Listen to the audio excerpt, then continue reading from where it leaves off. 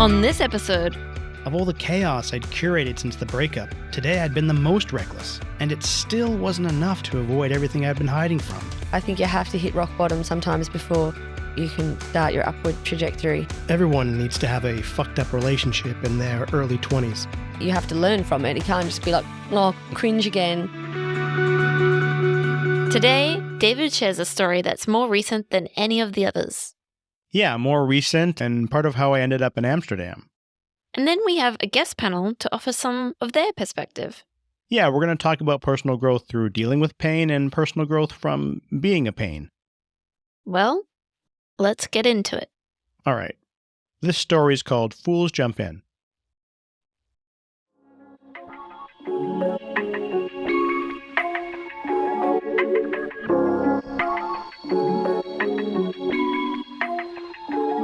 The moment I jumped off the boat into the murky Amsterdam Canal, I knew it would be nothing like the many times I dove into a lake on my birthday. I don't know what I was thinking. Maybe I was subconsciously trying to relive the summers at my fiancée Nina's cottage. In those days, it was a ritual not just for my birthday, but also to kick off the next year of our lives together.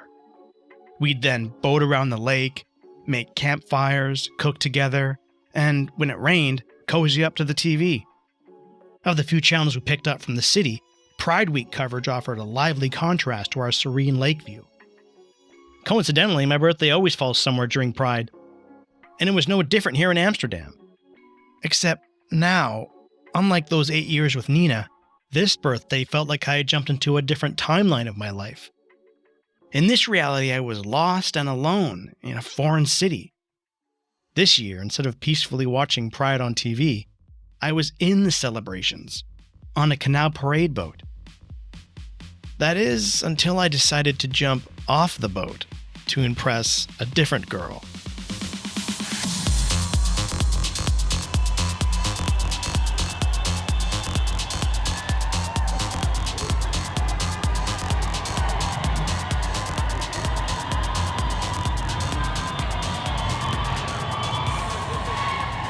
I met Saskia the week I arrived in Amsterdam.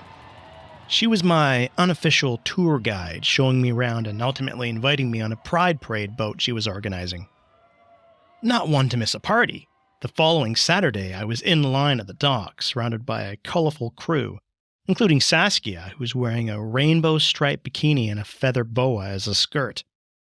Admiring the spectrum of glitter and bare skin, I couldn't tell if I was over or underdressed in my tank top and improvised jean shorts. With free drinks and weed, it didn't matter. By the time we joined the parade, everyone was drunk or high, clumsily dancing to the music. As we floated around the city, the crowd surged along the edge of the canals. Their energy was as intoxicating as any drug. So much so that it took a swell of cheering to break my trance.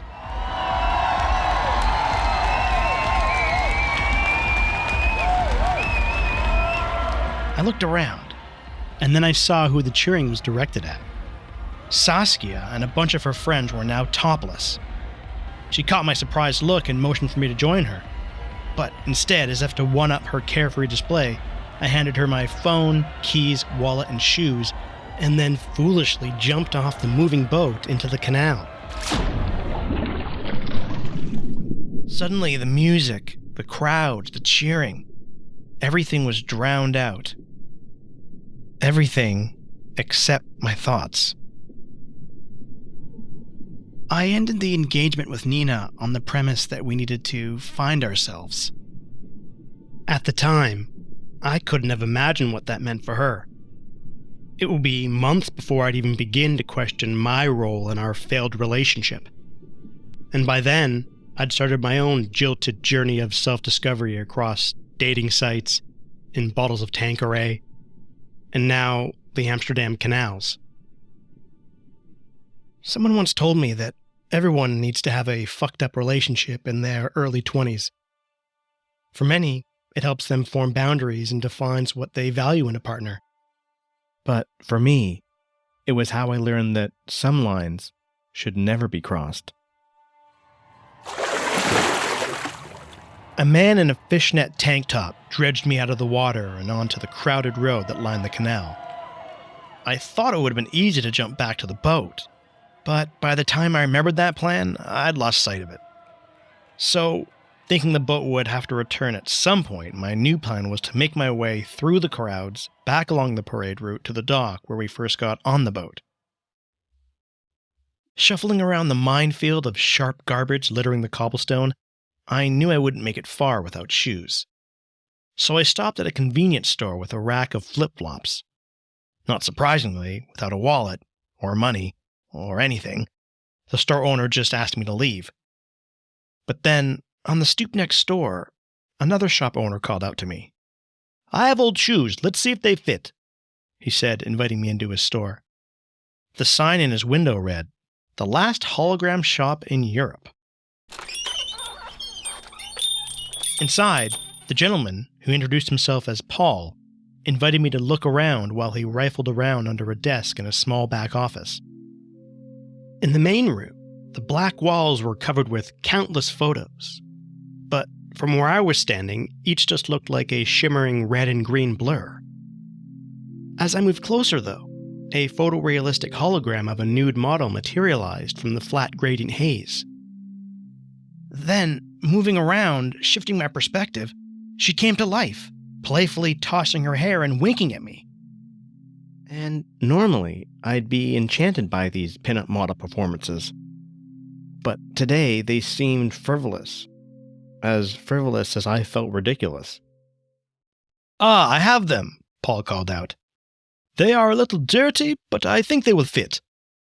Looking me up and down, he guessed my height in meters, presumably to associate my shoe size. But to a Canadian who just moved to Europe, that was like asking how many hairs I had on my head. Seeing my blank expression, he just handed me the worn Adidas runners. I happily accepted, but slipping them on, I wasn't exactly wearing them as much as I was standing in them. "Big boy shoes," Paul laughed. They were so big I felt like a kid toddling around.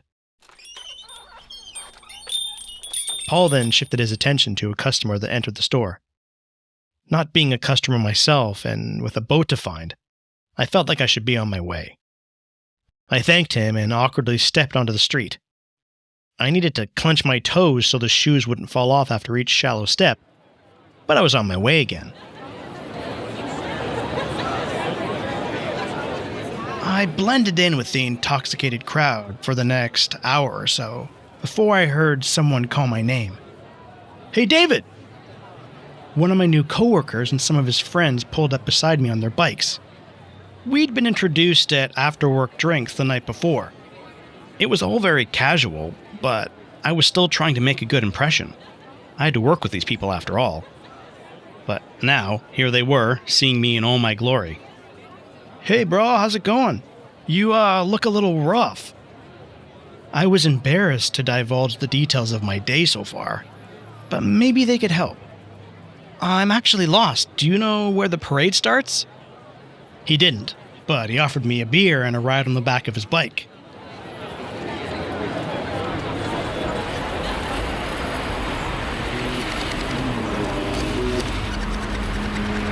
Now I'm awkwardly gripping the bike and a beer, racing down bike paths and side streets to avoid the crowds.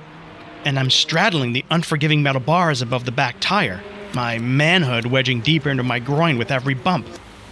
So I down the beer to ease the pain and get a better grip. Just in time, as we took a sharp turn at a busy intersection. I leaned into it, but the force caused one of my big boy shoes to fly off and land in the road.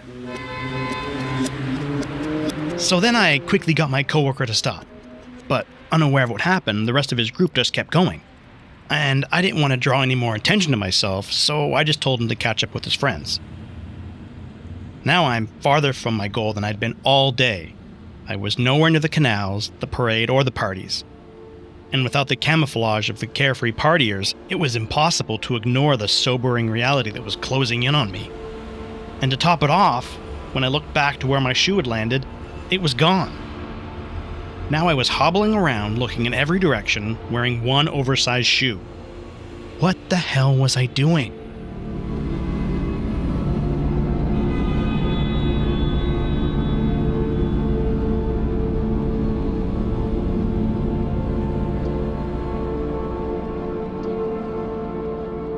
Before I moved to Amsterdam, I had tried to reconnect with Nina. It had been months since we last spoke, and I was feeling uneasy about where we stood. Up to this point, I still felt like I had some kind of control over her. Like I could reboot the relationship if I wanted. But that delusion was shattered when she explained that she'd found herself. Stronger and with more confidence than I'd ever seen, she explained that our time apart had helped her realize she didn't have to meet my expectations of her, and she never wanted anyone to exert that kind of control over her again. It turned out she'd been lost in our relationship, and I was lost without it.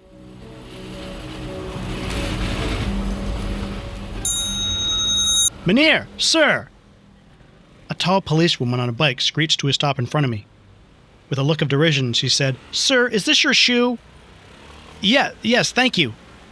I reached to take it from her and asked, "Do you know where the parade starts?" "The parade is over," she said dryly, still holding the shoe. "Please keep your shoes on." "Oh, I know, I just..." She interrupted, handing me the shoe. "You are okay." And then she just rode away. Stunned at how the day had unfolded, I repeated what the officer said to me over and over. You're okay. But the calming spell didn't work. Of all the chaos I'd curated since the breakup, today I'd been the most reckless. And it still wasn't enough of a distraction to avoid everything I'd been hiding from. Nina and I ended our relationship on the premise that we needed to find ourselves. She'd found a strong, independent woman that knew me better than I knew myself. And now, stripped of any delusions, I saw myself through her eyes. Like most couples, Nina and I had good days and bad. On the bad days, we'd have horrible fights. And in those moments, when we're at our most vulnerable, Nina would always be very careful about what she said and how she said it. But not me. I would use everything I knew about her and us and everything we'd been through, and I'd throw it all at her in a rage of manipulation and insults. And as the years went on, I refined these emotional and verbal attacks to the point where she became timid and withdrawn. I had chipped away at her self-worth, and then discarded what was left when we broke up. Then I didn't even look back until she rejected me. The truest sign that she was always stronger than I gave her credit for. I was Nina's fucked up 20s relationship. And sure, now we'd both found ourselves, but it'd still be a few more years before I'd realize my own trauma, why the story of finding myself had to begin with hurting her.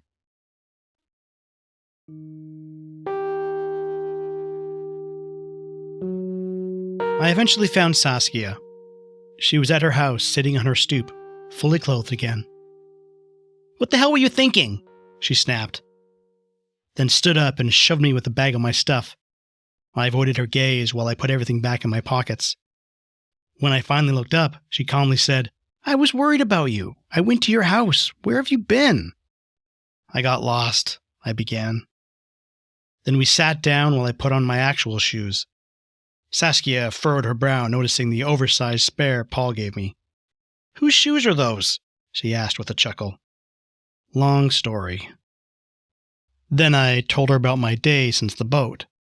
Even some of the darker feelings before she cut me off. "You're a fool. You know that, right?" Maybe. But that's just one side of me.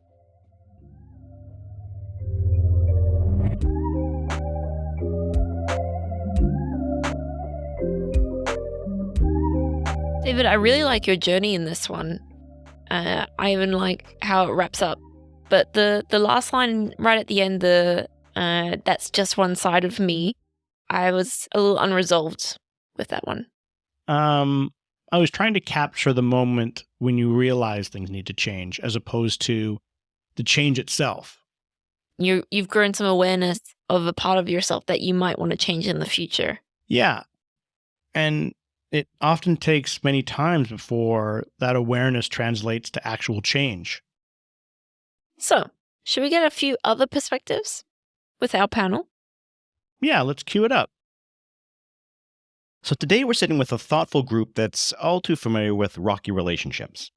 We're colleagues and we're friends, but I'll let them introduce themselves and also tell us a little bit about your relationship status. Yeah, I'm Tash. I'm Australian and I'm currently single dating. That's the status of its own, I think. I'm 41 and 9 months. It's not dealing well with that. So single and dating, or marginally coupling, or just having a good time. Most of the time having a good time. Lars?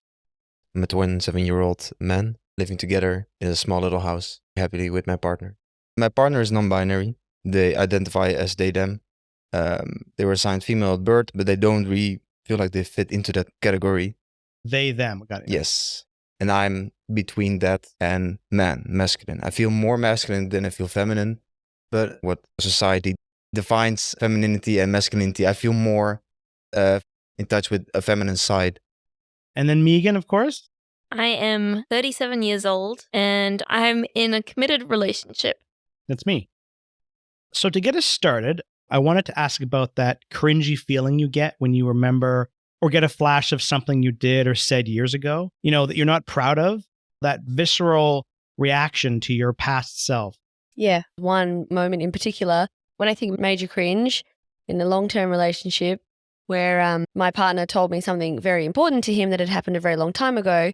It had taken him many years into our relationship to open up and feel comfortable and confide that in me. And my initial immediate reaction was, and you're just telling me this now?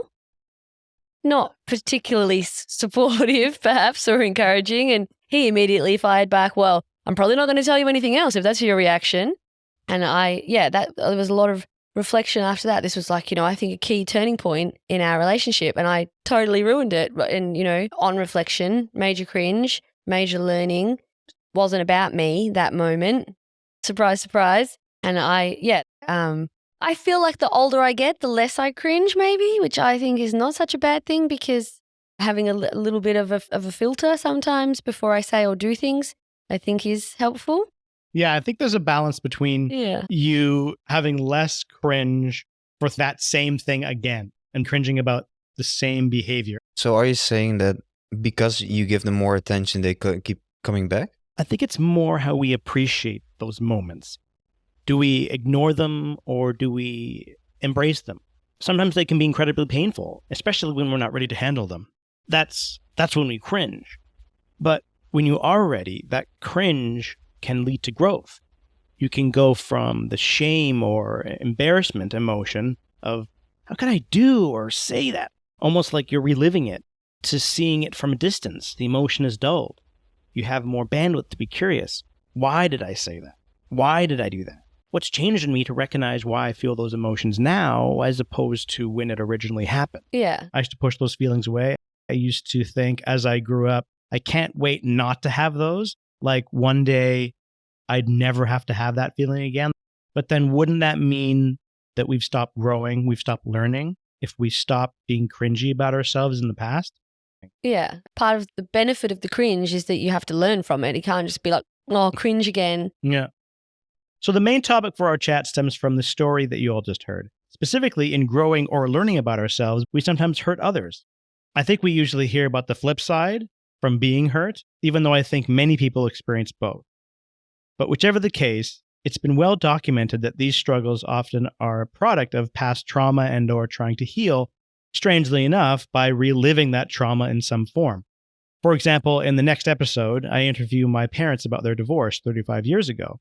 In doing that, I realized there were parallels in my own story, certain behaviors that my dad and I share, and not surprisingly, his dad too. Were we both a product of our environment, or were we trying to heal from those? Or was it something else? I didn't think I had any trauma from the divorce until I started having my own relationship problems.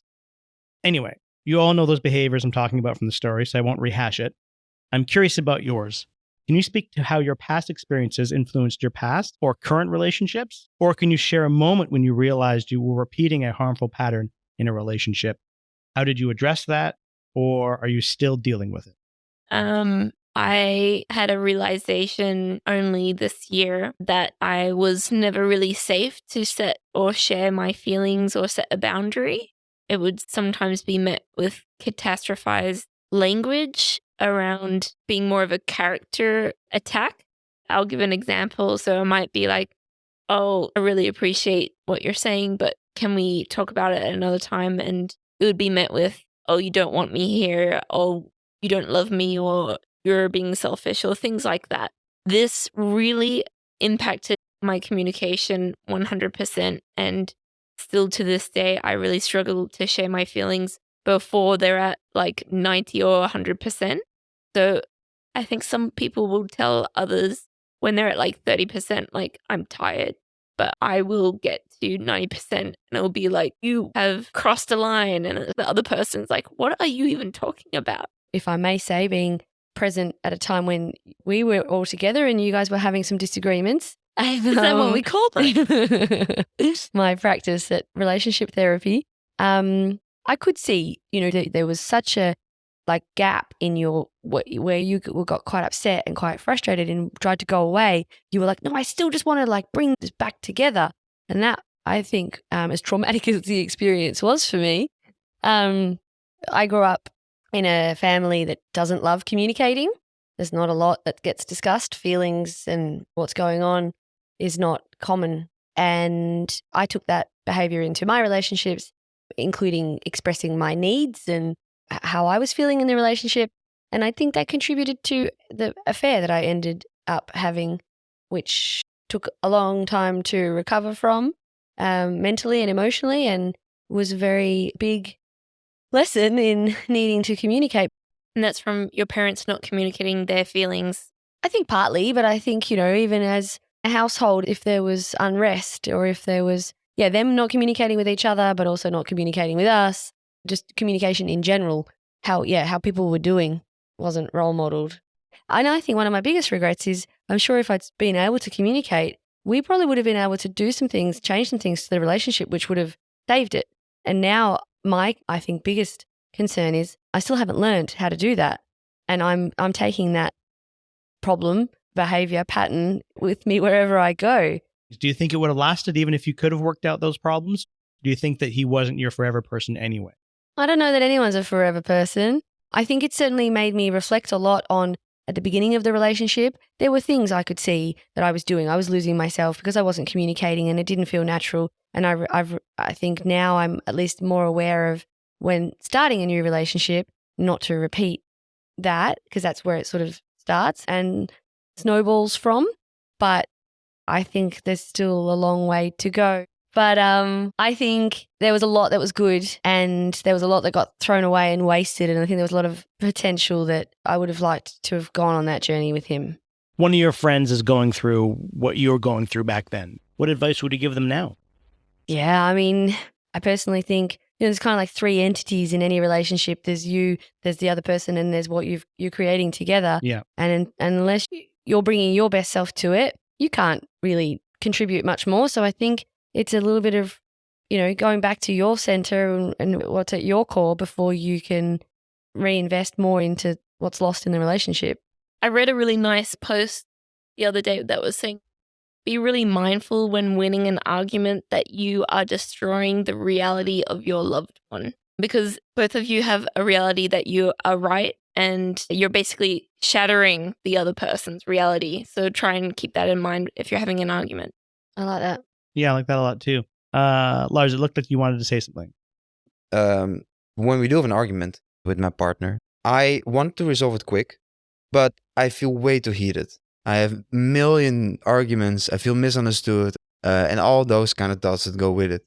So what I normally do is I tend to walk away, as in I lock myself up in the bathroom for a second. I try to compartmentalize these thoughts. Like, what is important? What are the actual things that I'm mad about? And what of my thoughts is not in this argument right now? Yeah. Because a lot of the thoughts that I have are just not. They're just emotions. They're emotions. Like, oh, you left the trash out yesterday. Why do you say that now we're having an argument about you dropping my favorite glass or something? Oh, because I'm angry. Yeah. Like, pushing that down, coming back out, having a more of a discussion that you would want instead of an argument. Showing humility in the thing, like, I understand I've wronged you. Here's the reasons why I did what I did. I hope you can understand why I've done this. And then we get an actual conversation, and then we squash the thing. Even if we don't agree, and if it's really heavy, afterwards, a couple hours later or so, we sit somewhere else, like in the yard or something, which we don't usually do. Then we'll just talk about what happened and why we felt like that and why this actually occurred. So this is a lot different than my previous relationship. This is like, I'm really getting good at just stopping, walking away, and coming back. Yeah, that's an interesting one, because I went from a relationship where there was like no communication because he got too angry and would just walk away, to a relationship where we needed to talk about everything constantly and I walked away. And I think part of what I learned there was, when you have different needs when it comes to communicating, I need to talk about this right now. I need to wait until I've calmed down. And I think that's legitimate, that you both should be able to talk in a way that suits you more, your natural style. But then what I've experienced typically is, if we don't talk about it now, it then becomes too hard. We've moved on. No one really wants to talk about it when things are good. And I find it harder to actually express. So you don't want to be like so overwhelmed by the emotion that you can't be rational. You're only angry. You're being, violent in your communication. And that's not constructive or useful. It doesn't get you anywhere. And I think that also comes from the lack of awareness in the moment of, like, I'll have more standing in this relationship if I'm right and I win. I don't know what my motivation is. Do you think that you know better? Is there arrogance in there? Not consciously. No, it's rarely conscious in the moment.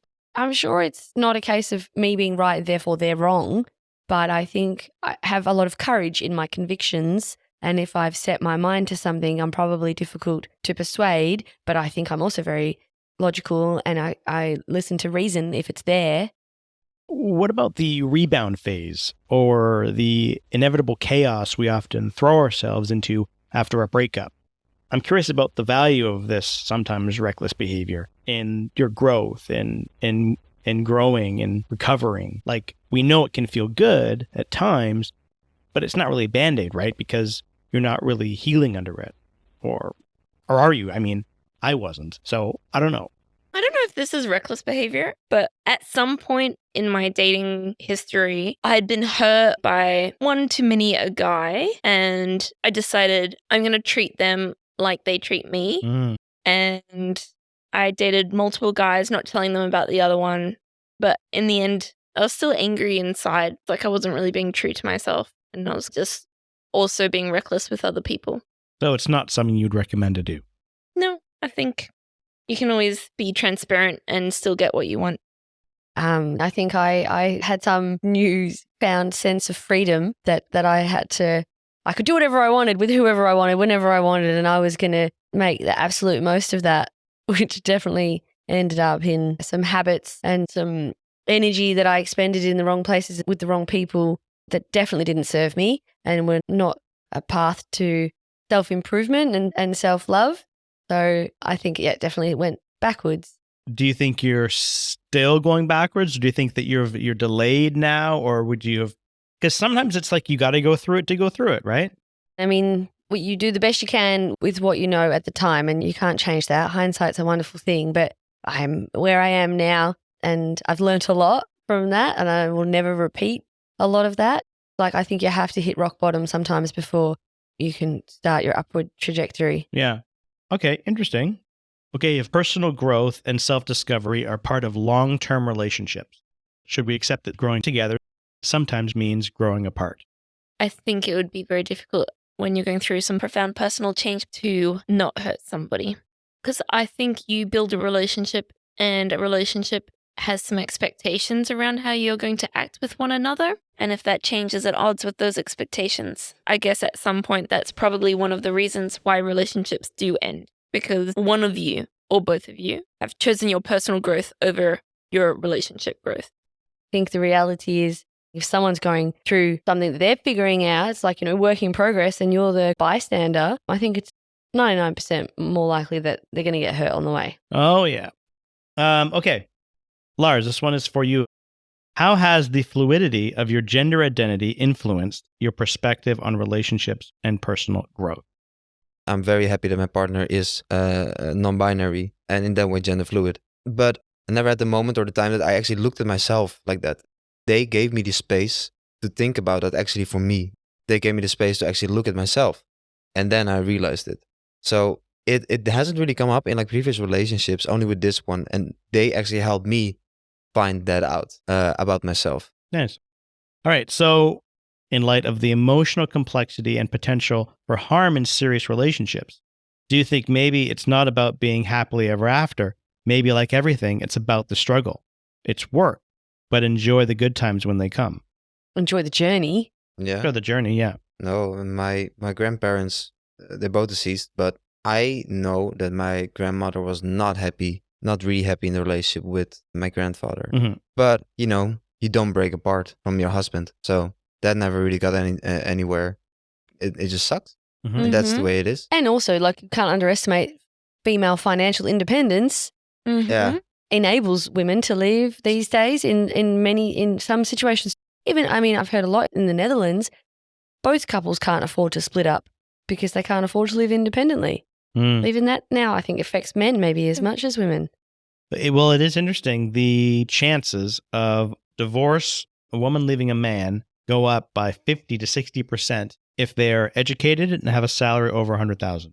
Is that because they are looking for growth, or is that because they think they can do better? This is a sign of the times. Everything becomes more equal. Because Mhm. now you're saying like, oh, they're a group of these women, that they are the group. Mm. But, I feel like we're all merging more and more. We're just becoming people. Mm. Yeah. And then, it starts to balance out a bit more. Yeah. How many women leave or how many men leave is now more equal than it was 40, 50 years ago. Probably the number of women earning over 100 grand hasn't grown very much, but Well, women are leaving. They leave men way more than men leave women. That's the statistics out of the UK and the US right now. and the other thing isn't that's generally kind of the anecdotal evidence of men are more ambivalent. Men are just kind of go along. Men don't complain too much. Women, I think, are more demanding, and they're the ones that typically say this isn't good enough. And men are just like, oh, I thought it was okay. Yeah, my grandmother and grandfather, they slept in different rooms, and my grandmother definitely had the traditional housewife role. She would cook the meals and clean the house. And I wonder if she had her own financial security and were more allowed to have more freedom, would she have stayed? Or, I like hearing that statistic, actually. If someone was unhappy, I would want them to be happy. It's like I feel like because it's now more women leaving men, that's sort of a message towards the patriarchy. Yeah. But I think, or at least I hope, that balance would become more the same. I think it will balance out at some point if we stay on a progressive journey, which is in historic terms can fluctuate. Yeah. Okay. Have you ever reconnected with someone from your past and noticed a significant change in them? How did that affect your perception of them, yourself, and your relationship? After they were an ex. Yeah. Yeah. I don't know. I mean, I think it's always different when you reconnect. There's always history, and you're not together because there's some unresolved tension. I've broken up with guys less than they've fizzled out. Maybe one or two, was it my choice? But there was definitely one where it was in the same friend circle. So then it's a little more difficult to have the space, and did end up sleeping with that guy twice. And it's maybe the first time you were holding the power of I don't need you. And then the second time they're holding the power. I think there is also something to be said about that. I think men are much more, we did that once, we're not doing that again. Whereas women are again? And we try again? Maybe it'll be different. I don't know if it's the optimism or the rose-tinted glasses. Yeah, the expectations. Okay, finally, if you could say one thing to the person that you hurt, even if they don't know, or the person that hurt you, what would it be? I would say, I'm sorry for what I've done. I know that I already apologized, but I think we had bigger issues that were not just from my side. It wasn't just me at that point. And I realized afterward that there were more issues about the us, and not just that I'm the problem. Nice. Okay. Megan, Tash? I think I said sorry many times, but I wish I'd been able to do different or better. Wish I'd been able to be a better person, I think, and bring more to the relationship. Again, there was acknowledgement on both sides that we both fucked up. But for me, I'm like, oh, wish I'd known some of the stuff I know now and been able to apply that then. Megan? Yeah, I think a little bit of a fuck you. And Yeah. I hope you've grown and you're enjoying a better life now. I think sometimes when you think back to your younger self and you realize you lacked a lot of confidence and self-esteem, kind of like, I wish I knew how to say that back then. I think we're done. Thank you so much. Big Giant Heads is written, produced, and hosted by me, David Fasulo. Megan Orr is my invaluable co-host, sounding board and mother to our baby, the space baby and co-conspirator for these episodes. If you enjoyed the show, check us out on Patreon, or consider following us on Twitter or Instagram. Search for Big Giant Heads on both platforms or grab the links through the website. Visit biggiantheadspodcast.com for all questions, comments, or inquiries. Thanks for listening.